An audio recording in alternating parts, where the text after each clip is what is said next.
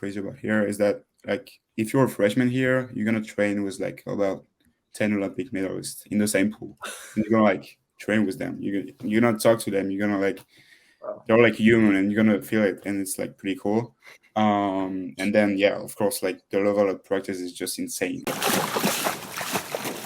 Welcome to Social Kick. I'm Brian Lundquist. We got a really full crew. Luke Paddington, Dr. John Mullen, and joining us coming off an ultimate weekend of dual meet swimming, ASU guys, Grant House, Leon Marchand. What's up, boys? Thanks for coming on. Thanks for having us. Yeah, thank you. Dude, I mean, first, Leon, do you have like an NIL deal that stipulates that you get paid out every time you break an NCAA record? Is that why you tried to do it in a dual meet? I wish I had one, but no, I don't. No, seriously, like I think across the board that was what an ultimate statement for being the number one team in the country. And I mean, no shade, but like we talk a lot about that in college swimming, how much do the rankings matter? And you guys really showed out over the course of 2 days. And I think in a really impactful way for the sport of college swimming, but in the sport of swimming in general, and also just up against two programs that have dominated the conference and the NCAA for many years. And that's got to be such a huge thing. But I want to get into the weekend itself. But off the top, man, I have to ask, Leon, your 8th swim of the weekend and your 4th swim of the day, you came out with the ultimate power move, setting an NCAA record, beating the previous record holder in the lane next to you in a dual meet. That is the craziest thing I've ever heard. Like, what? Please tell me, like, how that came about and what your thoughts were on your racing. Yeah, that was crazy. That was a crazy weekend for like the entire team, like not only me. But yeah, I'm working very hard for that, for like doing like a lot of events in the same day. And yeah, I think breaststroke is like not too bad for me. It's like pretty easy to like recover after like a good race of breaststroke. So after like those 3 races, I was more warm up than like actually like tired. So that's why I was very good on the 2 a.m. too on Friday. And then the 4 a.m. was crazy. Man, Grant, I need your reaction to this too, because you're a solid 200 breaststroker. Do you feel like you're fresh after a 200 breaststroke? No, I was not fresh, but it's just easier for me to do a 200 breast than 200 fly, for example. But yeah.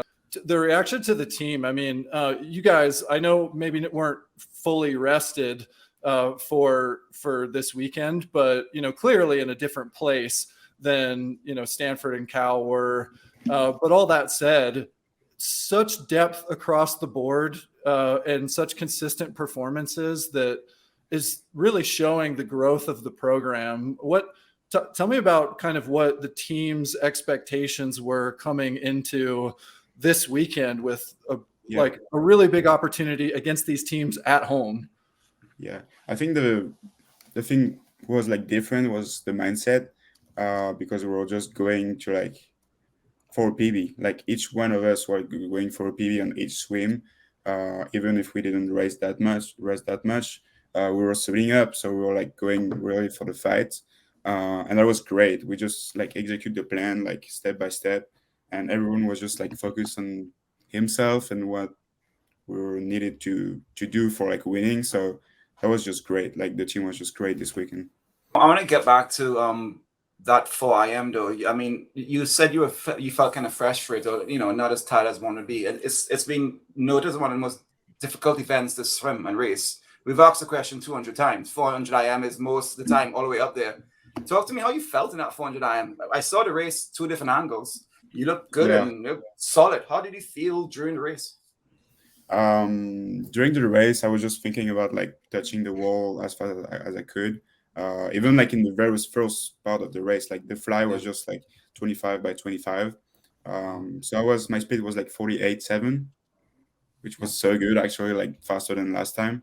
And then I was just going for it. I didn't think I was that fast during the race, but then I saw like Cal swimmers. I saw like feet of like swimmers in front of me. I was like, damn, I must be pretty fast. And then I just gave everything in the freestyle. And then I touched and I saw 331. I was like, oh my God, what the fuck? That was pretty cool, yeah. Do you like racing, like catching up and catching the feet and taking the lead and being ahead, or do you also go faster somebody next to you to get you past that level, or does it matter? No, I wish I could fight a little bit more with someone else, because I know I can be way better when someone is like aside of me. Like at Walls with Carson, like I think everyone can be way better when there was like a good fight in the race. But also, it's good for me to like focus on my lane, and I'm just not watching anything else. I'm just on my lane, focus on the wall, and that makes me, yeah. I guess I improve a lot while doing that. So Maybe if you could talk a little bit more about the first meet against Stanford, and maybe how the team prepared for that and what the team's overall thoughts were after that first day. so after Stanford. Yes. Yeah, so we did a really good job on the first day, and we knew that the day after was going to be like more hard for us because Cal is supposed to be better at the time. So we were like just focused on ourselves, and everyone was just so happy about the first day, and we were just like everyone went to sleep early. Everyone was just trying to get better in one day, and I think we did because almost everyone did his best after. Like for me, I won like a couple tens in each race, so that was pretty cool because it's pretty hard to do like the same race on Friday and then on Saturday and get better. So I think a lot of people just learned from their mistake on Friday and did way better on Saturday against like the defending champion. So that was pretty cool. What did you do on Monday, Tuesday, Wednesday, Thursday? Like what was the week like beforehand? We didn't. I mean, except Thursday. Thursday was like an easy practice, but then before it was just like a normal week of Normal. training. So I think Monday we did a call set in the afternoon, the 5-3 call set. That was pretty hard. Tuesday we did a long call session with like some IM works. Wednesday we had double practices. I mean, just like a normal week of training. Nothing very different. I don't know for the sprint group, but for Bob's group, at least we had only Thursday, which was like an easy practice. When I say easy practice, it's still like a 6K, I think, long course. No, that was short course actually. But yeah, it was. We were not that much rested though. Like that's why we were like all surprised by those like sessions.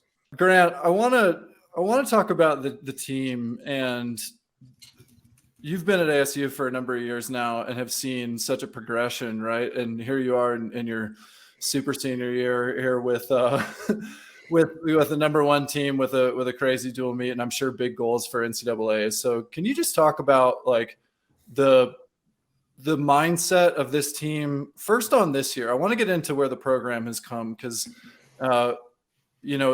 it was almost cut 15 years ago and had to get funded by, alumni and such. And I even had a teammate that I was training with at the time, Nick Brunelli, who's an ASU alum, who was involved in, got involved in that and trying to figure out how to save ASU men's swimming. And like, man, for all the people that made that happen and chipped in at that time, you guys are the fruits of their labor right now. And I would imagine that now seeing the success of this team, it's such a connection to, the alumni support and the program as a whole. Can you just talk about like what your experience has been like over the course of a few years and what's different about the team and the mindset of this team this year with as high of a performance as you guys are showing now? Yeah, I mean, I think you hit the nail on the head with like where it started with guys like Nick Brunelli, who like really saw success in this program and believed in bringing it back. And also just the alumni that are currently, still with us. We have some alumni in the area, Patrick Park, Simon Percy, Michael Orr, Reed Elliott as well. Like we just had Patrick Park speak to the entire team, really motivational message and just really an opportunity for, I swam with him on my freshman year, but a lot of the other guys are just like, who's this bozo that's looking good on deck right now? But then like after hearing him talk and after connecting with him for a little bit, able to see our session of practice that day. It was really exciting. A whole men's team practice as well. A lot of excitement. Leon got to perform that day as well too, so that was cool to see like our team just go against each other as well. And it's really been a phenomenal like just improvement over time. When I came here, it was to kind of create something that we have today, to have that vision, to hold that vision with Coach Bowman. And I remember vividly sitting down in his office and pretty much explaining that's the reason why I'm looking here and why I wanted to come here, was this shared belief that both of us have and what I wanted to help turn this program into. And there was a lot of weeding out, I think, when we first got here. I'm sure Bob has more of that to the nth degree of, there was a lot of turnover that had to happen that was necessary, but it was really just getting the right pieces of the puzzle here, and then we could put them in place once they were here. Because up until that point, it was this swimmer from these coaches, this swimmer from these coaches, from this area, that area, this purpose, this passion, and it just wasn't aligning with the vision of what we were really trying to take this program to. And a lot of the people in my class of the fall of 2017, Emma Nordine, Erica Lanning, Evan Carlson, Cam Curry, they really held true to that. Aaron Beauchamp. But a testament of it is that I came in with a class of, I believe it was 12 men, and 3 of us ended up graduating from ASU or just continuing swimming at all. And so just that rate of finding the people that wanted to be here was a huge part of the puzzle. And I think my sophomore year was really when we started bringing in people on recruiting and started to see the results pretty immediately of what we can do with the people who want to be here, who have a purpose and passion to be here, and just everyone top to bottom on the team this year now. It just makes my job, honestly, as a leader and one of the older guys on the team, significantly better. It just makes it significantly easier as well, because everyone on the team is a leader in their own rights, whether it's leading by example, by verbally, socially, academically, whatever it is, athletically, physically. Everyone has leadership traits and capabilities. And up until last year, I think that transition really started to turn over. Couldn't say it until the last 2 years, and really couldn't believe that either. Maybe could say like, oh yeah, we got some leaders on the team, but kind of have to like bite down on my tongue and like hold my tongue on some people there too. But now it's just top to bottom, like everyone wants to learn. The freshmen class this year, I can't say enough good things about. They're just incredible at how much they want to learn, how excited they are to be here, how much they want to be here, how much they want to help everyone, and just being like sponges every day, absorbing everything they wanted to do, everything that they can try to do to get better and improve more on. And so it's really just an aspect of that I think is the night and day. My freshman year, there was so much resistance to what we were trying to accomplish, and that's just make each other better. And now it's just so much better. It's just so much more easier to facilitate of everyone going in the same trajectory, same path, purpose, and same goal of being the best we can be. And then honestly, having the winning being a byproduct. I think we've thought about winning the least amount this year, and we've been seeing a lot more success than ever before. Yeah, obviously the cohesiveness, like you said, has got to play a huge role in not only the team success, but the dynamics, but also the culture. And the culture is starting to, looks like, expand even more as the pro group also expands. Could you discuss a little bit more about the pro group and how the addition of that and the growth of that is also potentially contributing to the college success grant? Yeah, absolutely. It only has to benefit everyone here. When I get to train with Ryan Held every day, I've known him for several years, at this point, almost a decade. He was recruiting me to go to NC State, and now he's joined us out here at ASU. So that's kind of a cool little full circle moment for us. And I think a telltale sign of, how the fluctuation of power and dynamics of college swimming has gone, of like where I was looking, where I ended up, and now someone who was in my spot of kind of joining a rising program, now realizing where he wants to be to improve. I think it says a lot about that for other recruits, younger guys looking at colleges too. And it's just an aspect of, you have Olivia Smaliga. She was actually my zone select camp mentor in 2013. So I've known her for like actually a decade, which is crazy. And really cool to be sharing this journey now together as well. And Jay Litherland, meeting him up in 2018 at one of Bob's Olympic training camp at Colorado Springs. and befriending him there and maintaining that the whole way through. It's just really neat. We got guys like Xander Skinner as well, joining our group. He came from McKendree. He's just been a huge positive influence. He's not the top times on all of his events, but he wants to get better. He pushes me to get better. He challenges everyone every day, and he's just a huge positive influence on the regular. So it's just great. And obviously I don't have too much interaction with Chase, but to see Reagan on the daily, competing and representing just the United States in the best way possible, just pushing the guys in the group, Haley Flickinger as well. I mean, you just see the pinnacle of performance, especially in our sport, whether male or female. And, they're just challenging anyone in the pool in any way, shape, or form, and just pushing themselves constantly. I mean, I think Reagan's in the weight room like the longest out of everyone, and she's so methodical with everything she does. I've never heard her complain. She always has a good attitude. She's honest. And yeah, some of the time the work's hard, no doubt. More often than not, the work is very hard. But she always has a good attitude and comes away with it knowing that she's trying to improve herself, and very thankful for the environment that she has around it. And I think just talking with some of the pros too, it's nice to have that college environment. So where it's not just, 8 or 7 pros training separately on the deck that day, in addition to the coaching practices. And I know talking with Bob, my entire time being here, like it helps their mentality and emotional state too. They're not spending 8 hours of a day on a pool deck, just practice after practice, small break, practice after practice again, and having to design all these plans, but having everyone kind of cohesively come together. And, obviously like Reagan and Haley and Chase and Jay aren't going to be tapering for Pac-12s and NCAAs, but figuring out their plan within that, like for the months of October, November, like we're together, August, like we're together, September,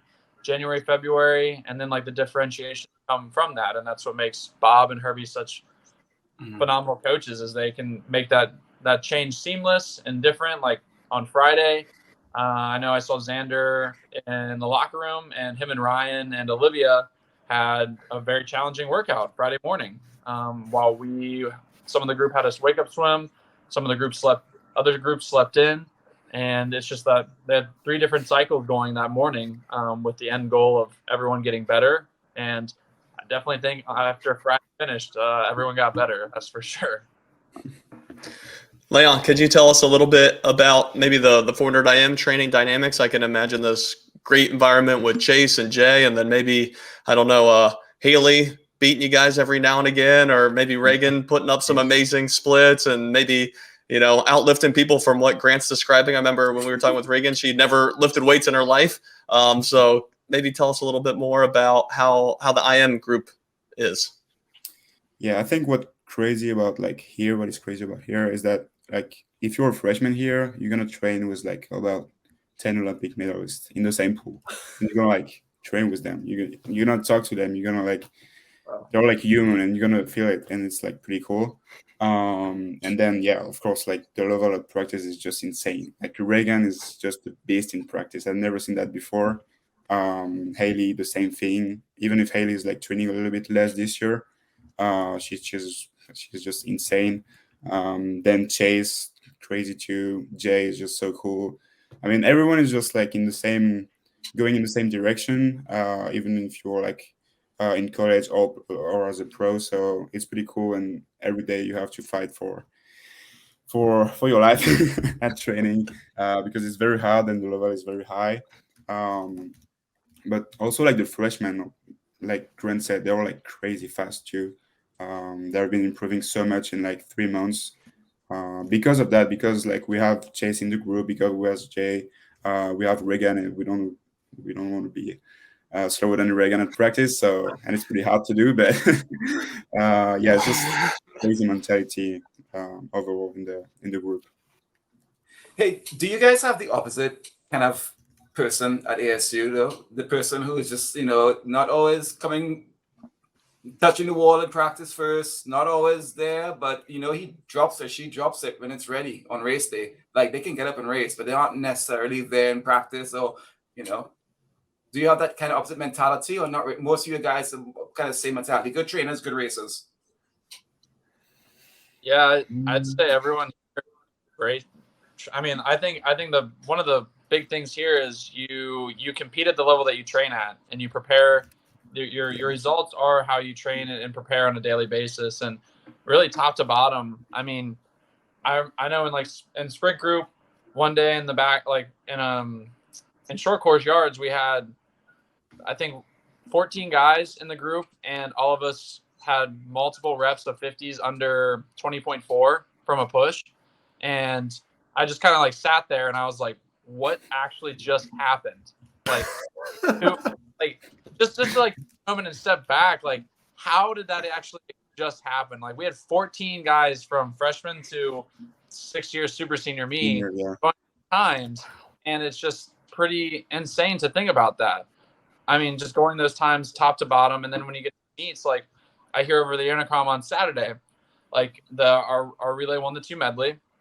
I thought I swam pretty well. I felt pretty confident in my split, and it was like 18.6. I was like, wow, like, yeah, that's pretty solid. Like, I was kind of hoping, like, felt like it was like kind of an 18.2. Even though I've only been that like 2 or 3 times like in my life, I tell myself I know what that feels like. And then I hear over the oh, but freshman Johnny Kulo with the fastest time of the day, 18.60.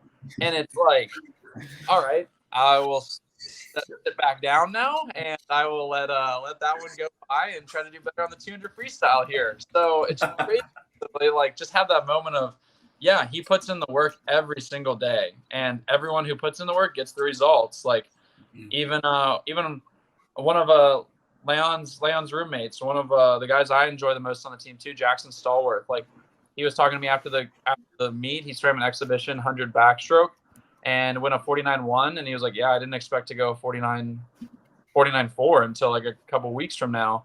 And I was like, I expected you to go that time. Like, by all means, like, you've been putting in the work, you're disciplined, you work hard. Like, sure, it might not be a 45.7 like what Jack Dolan's going, but you're improving at your own rate, and you're doing the work you need to do to improve yourself. And just time and time again, you can go through each person on their own learning curve and their own path and getting better each time, for sure, without a doubt. Yeah, I remember my college coach, David Marsh, saying once when I was comparing myself for like chasing certain people on the team, and him redirecting my point of view and saying, I want you to be chasing these guys who are leaps and bounds ahead of where you are right now, like Fred Pisquet, Ryan Wakamerka, some of these guys who were like top finals at NCAAs. And, you know, that really changed my thought process on where I should be setting expectations. And it was still okay to be where I was at that point in time. But I think that long-term framing is what set me up for, you know, a longer term success. And so it's great to hear that you've got that kind of, you know, cohesion as a team, but also like camaraderie and helpful nature of other people on the team just coming together and being aware of where each other is in their season, where they are in their careers, what it is that they're working on, what are their strengths, their weaknesses, and to be able to recognize those small improvements. Because as we all know, as a sport that is becoming more frequent and have more awareness, used to be kind of a once every 4-year thing, or, you know, like we trained for so long to save up for that competition, and to have to wait for that long, you have to recognize those small goals, those small achievements that you have in training. And that extra little boost that you get from a teammate can be so meaningful to help you, you know, ultimately get through the hard days to get to that big goal. Leon, I'm curious for you, coming into a new training environment in a new country, what was the hardest adjustment? There's always hard adjustments to a new training environment and college swimming. And, you know, obviously you came in with a different level of ability, but also a set of circumstances that, you know, a lot of Americans don't come into a college program with. What was the hardest adjustment for you? Yeah. I think it was not too bad for me because I came with like no expectation. I was just like, all right, I'm going to see what's going to happen. If I don't like it, I can just come back after 3 months. Like, I just came for like trying it. But like when you go in like this kind of team, it's like very intense, and you get to like, you want to play with it, you want to like get involved into it. And so it was not too hard for me. I think the main thing was maybe the language, for like speaking and stuff. So like the first 2 months you have like be very focused in class and stuff. I was very tired every day, going to bed at like 7, just dead. But after those first 2 months, I guess it was easier. It's pretty cool because you're like the first year you're like in the campus, so you meet everyone. You're always with someone. You're never like alone, I guess. So that was pretty cool. And I just love like the NCAA system. The thing that we have like multiple like dual meet, multiple chance to get better. Also swimming a lot more because you can do like maybe 4 races in 2 hours, which you cannot do that in Europe. So yeah, just that was not too bad for me, I guess. But I was pretty good also like on the turns and underwater. So the small pool was good for me. And yeah, I just was just very happy with my first year. I thought you guys both came to ASU just to get a tan. That definitely is definitely a benefit. Yeah. Aggressive disorder, affective disorder, or whatever, definitely doesn't come out here. So very far from the indoor Midwest dungeon pools. Yeah, that's for sure. Well, you guys, your tans look great. But now we're transitioning to NCAAs again. And obviously, you guys are ranked #1 in the dual meets. Does that mean we're shooting for #1 at NCAA championships this year, Grant? I mean, that's always been the goal since I came here in 2017. It doesn't really change it.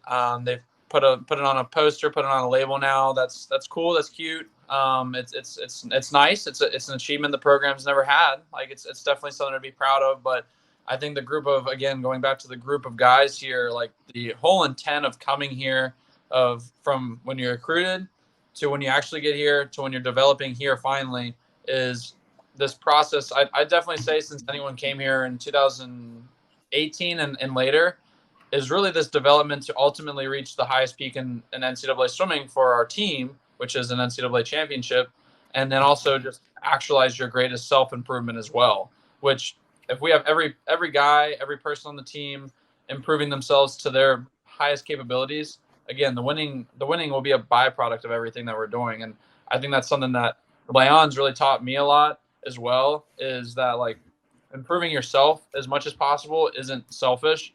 It's going to help the team a lot more than you just always worrying about everyone else and forgetting about yourself. Because if you're not the strongest person yourself, then you can't be the strongest for others.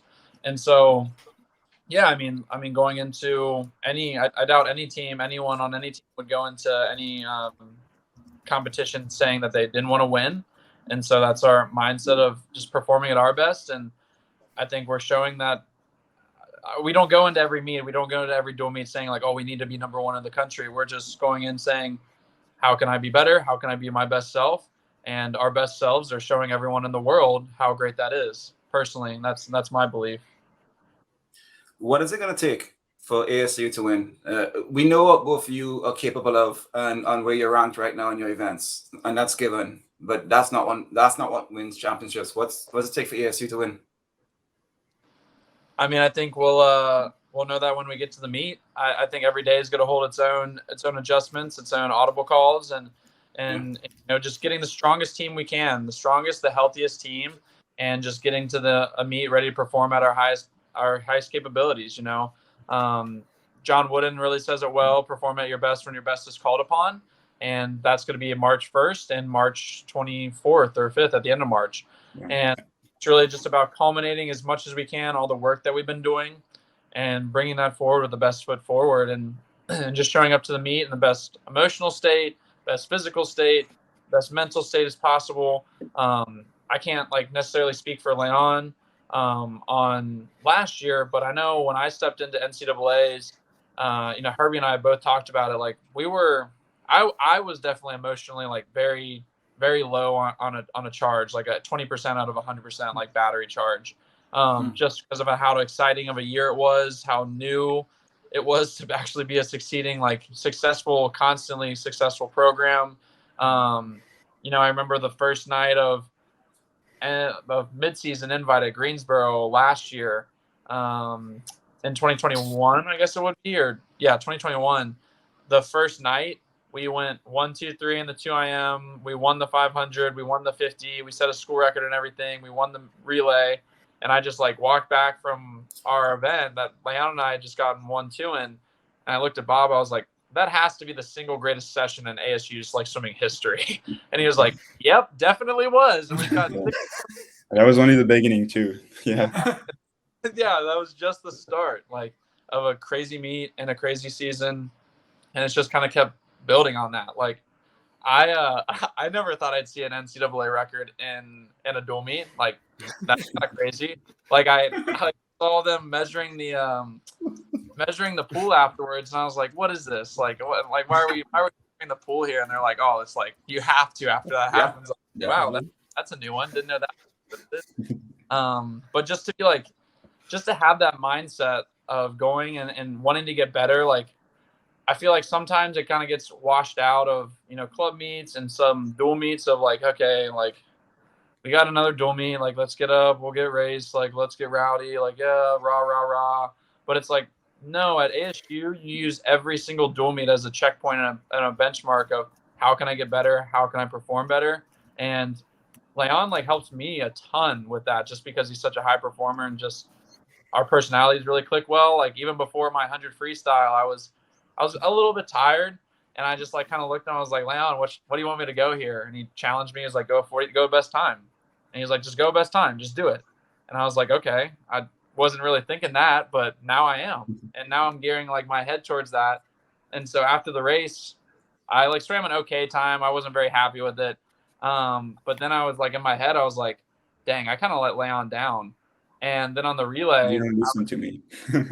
like, and then on the relay, I was like, I can be better. Like, I can definitely do better. And then on the relay, I went over a second faster. And I was like, okay, now I listened to Leon. Now I went fast. I was like, now checked off the box there. So, and it just helps our team that much better to be like approaching every meet as how can I be the best here? Might not be my best, but how can I go forward and be better each time rather than just like, okay, we're just like you guys said, like that once every quadrennial plan or once every season, like, all right, when's March coming around? When am I get to taper? And it's like, no, that's not really how you're going to reach the highest peak of what you're doing. And that's kind of why, that's completely why we suited up these past 2 days is to help elevate ourselves even further. So, all right, we got to get to know some of the other folks on the team here. So I want to know who is the enforcer. Who's the person on the team that can have the hard conversation and yell at you, but doesn't have to be PC about it? It doesn't have to be PC about it? Yeah, because like I don't feel like captains always have to, you know, they're kind of between the coaches and the rest of the team. But when I swam, there was always that guy who could like get in your face and give an FU, and there were no consequences. Do you guys have somebody like that on the team? I think everyone was there. Yeah, you think I don't think there's not really like there's not really no consequences, but it's just so much accountability here. Like I remember it was just 2 weeks ago, I got to compete against Leon, which we don't really get to do in practices, unfortunately, but we got to race long course, and we had one of our newest members of the team, Hubie Koss, join in. And we were doing like 4 100s, IM order, 100 fly back, breast free. And he missed the second interval. And Herbie was like, what are you doing? Like, we're not going to wait for you. We're not he started the heat before us. Leon got there pretty like close to when we were pushing off too. And it's like, it doesn't matter if you're a European champion, doesn't matter what, like who you are, like we're going when we're supposed to go. Like when we tell you to start the race, we're starting the race. And after that, I kind of like talked to Hubie. I was like, dude, what are you doing? Like, you need to be ready. You need to understand what we're doing beforehand. And it's just an accountability thing. It's not really anyone having to do that. Like, we don't have to do that here. Everyone here wants to get better. And if you're falling off a little bit that day, it's encouragement. If you need to have a little bit more morale, people are going to be there to support you.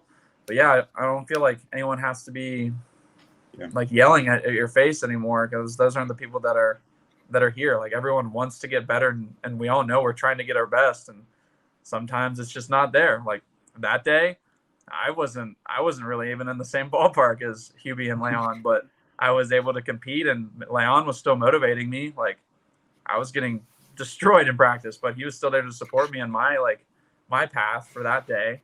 And I feel like I got better. Leon, who's the class clown? Who's the funniest guy on the team? Funniest guy? Yeah. There's a lot of funny guy here. I would say Max McCusker because I live with him. So we're all like 6 boys in the house here. So it's like pretty cool. It's very fun. And I would say Max is just a very funny guy. He's from Ireland and he's pretty cool. Grant, who's the most likely to start $1 billion company? Cody Bybee. No, Cody Bybee. Cody Bybee. Instantly. No, will not skip a beat on that. Wait, why? You guys said that automatically. What's he got going on? Oh, he's Mr. Mr. Real Estate, Mr. Business, Mr. Stuff. Mr. Business, networking Everything. every opportunity he has, just like the quintessential snapping necks, cashing checks. Like he's just he's all about it. Very business oriented and just he loves it. He loves talking about it. Like he'll riff on it for like 30 minutes, but oh yeah, he hands down the biggest future entrepreneur as we say, I guess. Well, Leon, now you know who to go to negotiate your next NIL deal. Puerto Rico, yeah, I will do that. All right, who's the most likely to be late to practice? Owen McDonald. He's always late.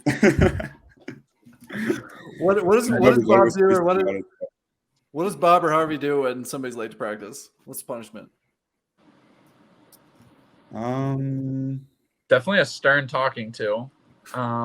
Definitely that's one. Kind of like a what for, like you kind of have to explain yourself, I'd say. But it's kind of just the expectation that we have. Like, not too many people are late to practice. I'd probably say like the guys that show up the latest are also probably Max McCusker for our group as well too. But it's just like balancing that, I think. Like, honestly, there's not too much consequences other than just like you disappointed the standard. Like, that's the accountability. That's why we're here. Like, no one's late here. Like, and if you are, you have to have an excuse or have it ahead of time. So maybe a lamer answer, but nothing too climactic there. All right, Leon, who are we going to be watching NCs that's going to blow our minds on the team that we're not expecting? Damn, that's a good one. I want to say, I don't know. There's so many same. Like in my group, I would say like Owen McDonald. I would say Patty. Even though he's late to every practice? No, he's not late every practice, but he's like the most. And he's so good at practice, though. So good. All right. So good. And I would say Owen. Then I would say Timmy, Jack Westbrook. He's just take it out on each fucking race. He's crazy. And then I would say Patrick Salmon too. But yeah, there is a lot of like people who can blow out in NCs. So just watch out for ASU. Yes. There you go. I was expecting you to say each other on that one, but why don't we get into specific NCAA goals? Grant, just go with best time. What are we going to see from you at NCs this year? Yeah, I mean, best effort and performing as best I can on every relay. I don't really have like a goal per se. I'd like to be the fastest I've ever been. Obviously, get under 130. That's kind of entails me going at best time at this point. But just, supporting the team as best I can. I'm a big relay guy, and just maximizing that as best I can and leading the guys as best I can. And I think putting all of our relays into the top 5, we didn't accomplish that quite so last year. We had a couple that were like 6th, 8th, 5th, and like regards to like the 4x2 and 4 medley. So there's a lot of room for improvement there, but just getting an all around performance as best as possible. A finaling and on all my events as well too. And just trying to be the best version of myself I can be. Again, like the winning becomes as a byproduct. And I think like if I can just streamline my training into a better spot, then the rest of it will take care of itself. Like my best times at this point are putting me right there. Last year, I think I was 2nd, 10th, and like 11th or something, or 12th. So, just taking those margins up a little bit and moving them all into top 8 and doing the best I can to score the most points for the for the team. Obviously, some of our team records are. So time out. You taught me something. Here's what you taught me, Leon. What is Grant gonna do at NCs? Because Leon's gonna tell us the answer. Is he gonna do a best time? Is he gonna win it? Yeah, Right? He's gonna go 129. 129. What is Leon gonna do at NCs? What's he gonna Leon's swim, Leon's gonna be a champion. He's gonna Yes. continue doing what he does every day. He's gonna be a champion, and that's the mindset that he brings into practice every day. I don't know what events he's gonna swim yet because we don't know. We don't know what the team needs. Like we don't fully know what I'm gonna swim yet either. It really is like, what is the team gonna need? What are we gonna do to be at our best? I mean, there's endless possibilities between, like, I'd say between the two of us of what we could do. But yeah, I mean, I fully see Leon setting. I mean, he is the record. So being better than himself is just improving his time. Like there is no like catch-all there. Like Leon is, if he's his best self, he's the best in the world, and I see that every day in practice, and I've seen that since he stepped foot on campus. That's why Leon's the man. Leon, how do you say record in French? Record du monde. I feel like that's your new nickname. Then Grant just gave it to you. My nickname is Baguette. Baguette? Le big baguette. I always remember Fred Biscay had a really tough time saying broccoli soup. It just came out like broccoli soup. I don't know why. We were just at a Bob Evans one night at the Missouri Grand Prix, and yeah, that came out. So, hey Grant, tell me about the 200 free at NCAAs. It seems like everybody swims faster on the 8 free relay. Obviously, fresh coming in, but it seems like the 2 free at NCAAs is kind of like the 400 free long course, where when you get to the final, everybody just races each other. That's what it looks like from the outside. Do you feel that way, that like once you step up, it's about racing, or are you still just, as you outlined, focusing on your own performance and swimming your own race and kind of putting the blinders on? Yeah, I mean, I think it's a lesson I learned a lot last year, and something I talk about with Herbie is, I mean, it's pretty definitive when you see my performance from just in my own aspect and everyone else as well. Like the opening night of the 4x2 actually was pretty underwhelming on everyone's leadoff. And I think it was, I know on my regard too, it was like Herbie's first reaction was like, yeah, it just looked like you were like racing Kieran or like concerned to take it out, like, because the rest of the field was like limiting you. And I was like, yeah, I honestly, like, probably when I thought about it, that's how I like internally felt, is I was just like, yeah, like Kieran and Drew are here. Like, I'm right with that. Like these 5 guys, I think whoever else was in there, like, yeah, just kind of carried that forward. But I remember when I was at PAX and in any of the races, and even in the morning session too of the 200 later that day, but specifically at Pac-12s, like I had no recollection of anyone around me. I had no idea what had happened beforehand. The only thing I remember happening is they had misannounced, like, because Leon had swam right before me at PAX, and they had misannounced what school he represented, and that just pissed me the heck off. And because I just felt like they were not like giving ASU any credit again. It was just like this constant storyline. Like, it's like, we're here, we're showing out, but still not getting like the respect that we deserve. And so like, that was the last thing. And like, my mind just like shut off. And I was like, they're going to learn. Like, everyone's going to learn if they didn't already watching that 400 IM. And so just being in my own spot, that's all I thought about. And I touched the wall, and then like, obviously knew where I was at there, but the relay that night, no one in sight. The morning session that day, I remember I got aggravated because at like the 125 mark, I saw someone like keeping up with me, and I was like, who is this? Like, this is just annoying. And then it turned out to be my teammate and someone who the world is going to learn about. I agree with Patty with Leon, is Patty slamming salmon. And he finished second to me and was second qualifier that night. So but then I was like happy at the end, obviously, that he was with me. But it was like the split second of like, I have no idea anyone else was around me. And then at NCAAs, it was like, yeah, we're all like together. And then my time was like a second slower. And then in the morning, like kind of got back to that, like in my own lane. And then at night, I think it was just at the 5th lap, like I got out of my lane, like for 3 or 4 seconds. And I think that's why I lost the race, is just like I got out of my lane for that short instance. But on both the morning and the night swim, I swam faster than my relay swim. And I think it was just, again, like why we suited up this weekend was to like push our competitive peak to a higher level.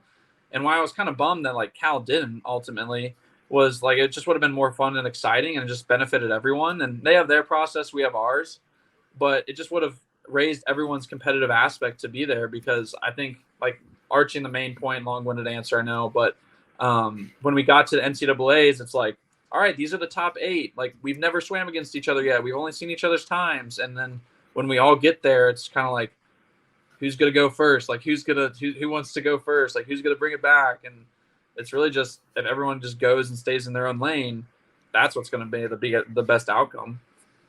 Yeah, in some ways, it almost seems like the practice that you got this weekend is better for NCAAs because you're just out there thinking about yourself in your own race. And so I'm curious, Grant, is there anything that you've picked up from Leon? I mean, Leon, you won events at NCs last year and obviously a world title. So there's something to be said about the person who stands up and is able to have that killer instinct and just, get the top step on the podium. Grant, is there anything with that specifically that you've learned from Leon? Yeah, I think it's definitely an aspect of Leon definitely goes to like his own pace and his own metronome basically during the session and lead up to the event. It's something that I get pretty fidgety before some of my events sometimes, and it's kind of something I actually really realized at mid-season, especially when he's right in front of me. He's the guy I'm trying to beat, and he's right next to me in the next lane. Is I get up on the block like a little early just because that feels natural to me. Just because I like that, I prefer that, and I just know I like the corner of my eye, and as I'm like touching my goggles, like I'm a little nervous, and I just noticed like I'm up on the block. And Leon and like other people are like stepping up, and Leon just like hasn't even moved yet. It's like we're rolling to his pace, and we're going to like this is his event, and I was like, that's pretty savage. I was like, that's pretty clutch, and I was like, and then like right before like we started, I was like, when I beat this guy, it's gonna be even cooler now. But like looking back on the event, it was just like, he's moving to his own pace. He's going through his own process. He's not letting any of them determine what he does. And, watching him at World Championships, when he was there and I was sitting, I was jumping on the couch for his race. But when I was sitting on the couch for World Championships and wanting to be there, I see like him walking out, just like kind of one step after the other, and then getting up to the performance and then letting it explode. And I think just away from performance too is what Leon's helped me be the better version of myself. Is he doesn't let swimming define him like at all. Like he's just a goofy kid like at the end of the day, and I love that about him. And he's so lighthearted with everything. And I definitely I take things way too seriously sometimes, and to see how relaxed he is and confident and competent he is definitely something I've tried to include in my day-to-day personality and lifestyle. Ever since I've met him, because I expected this guy to come in and just be like a lethal assassin, and I don't like there. He's just a goofy guy that never has not a smile on his face. So it's just it's definitely different than I expected. But he's definitely expanded my horizons of what it takes to be the best in the world. Leon, respond to that. How intentional is that? The whole pre-start routine. I say pre-start, how intentional is from the ready room up to the blocks, taking off your clothes and getting ready. How intentional is your demeanor, your thoughts? Where's your mind? Are you using a tool to focus on one thing? What are you doing? So the first thing I'm doing, well, when I'm going to like the room call, it's just like a breathing exercise. It's just like helping me like focus on myself. And after, what's happened next is just like not even thinking about other people, like what they think about me and anything. That's why I'm at like my own pace. I'm not even watching like around me. It's just like the lane and the wall. And that's how I can be way better by just focusing on how can I go faster and touch the wall like before everyone else. I've been working with a mental trainer. I was talking about Grant the other day, but it's been like maybe 2 years. I started that because in 2000, I think 20, it was like a tough year for me. It was Mhm. during COVID, and I was not improving anymore. I didn't take a break after World Juniors, so I was like very tired of everything. So I was not going faster. I was like 426 maybe in the 4 a.m. 26, 27, 20, 28 every meet. So that was pretty bad. So I started working on like my mental health. Um, and have been like game changing, like actually like definitely like very worth it. And since that I've been like having a lot more fun in like dual meets, swimming meets and stuff. And I'm just more relaxed. I'm just doing my thing.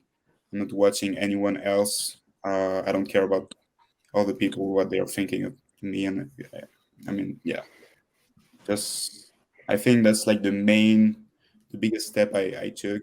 Like my mental is so much better now. I'm still calling this guy like every week. He's like my friend. And yeah, he worked a lot with for Manadu too. I think you know this guy too a little bit.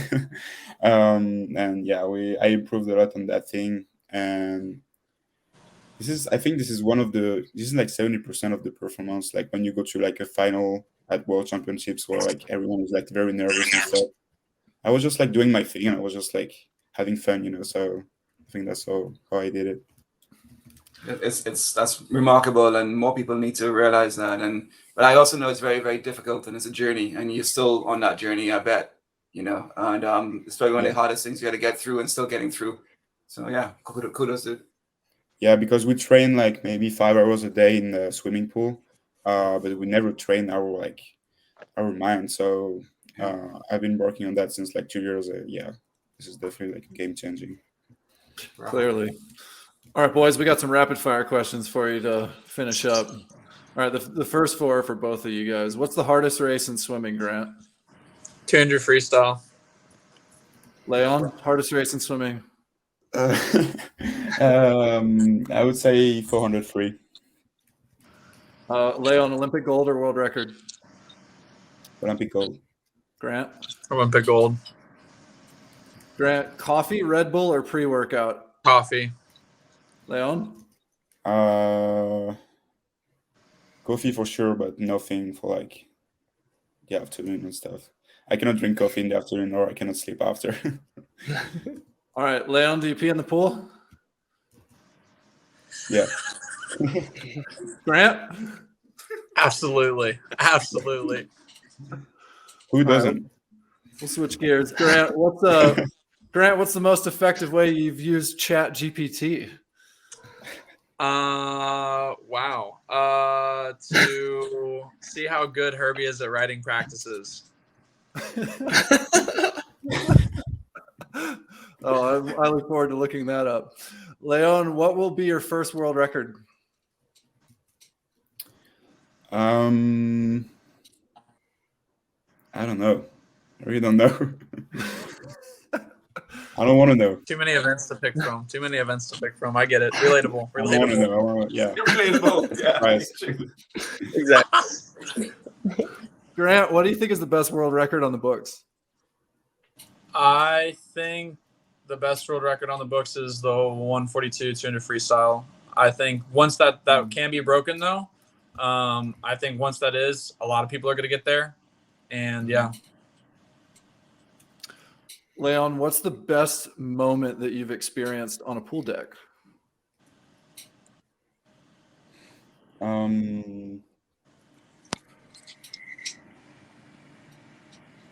This is pretty hard.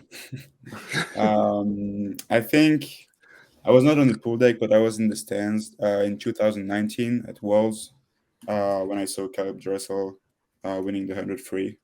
Okay. For me, that was just insane. I was with my family there, and I was like, damn, I want to be like that. That was so cool. Grant, what is the name of the fallen angel often associated with the devil?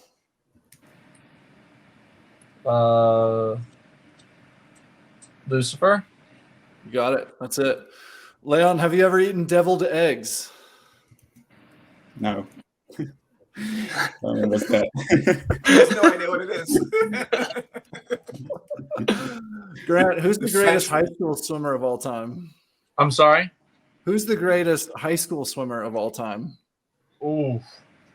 I'm gonna go with my boy Ryan Hoffer. I'll say Ryan Hoffer. All right. Hey, you put up some pretty good high school results yourself there, Ohio guy. Appreciate that. Thank you. Yeah. All right. I got to know this because I've heard him say it before that he doesn't do it. What are our chances of convincing Bob to do social kick? I feel like they're growing. Yeah, a little bit. Yeah, it's only on the upward swing. You're not getting like less likely. Yeah. I don't know. I keep saying hey to him at meets, so next time I'll see if I can convince him to do it, or maybe we'll come by and see you guys, and then we'll almost force this hand. Yeah, thanks so much. Yeah, you got the main two guys, and then Bob can follow us now that we've kind of warmed up the waters for him. So, all right, I'm counting on you guys. Then you got to come through for me. Guys, again, amazing to watch what you're doing this season, and it's been fun to watch your careers as you've progressed, and look forward to seeing you at NCAAs kill it. And thanks so much for spending the time and giving us some insight into the program. So we appreciate it, and we'll see you guys at NCs. So cheers. Thank you. absolutely, so much. thank you. All right, that's it for this episode of Social Kick. We'll see you next time. Hey, everybody. Thanks for hanging out with us. If you're enjoying Social Kick, tell your friends about it. And be sure to tell us what you liked by leaving a comment. And subscribe wherever you get your podcasts. Follow us on Instagram. Please subscribe to our YouTube channel, The Social Kick. And you can find all of our content on our website,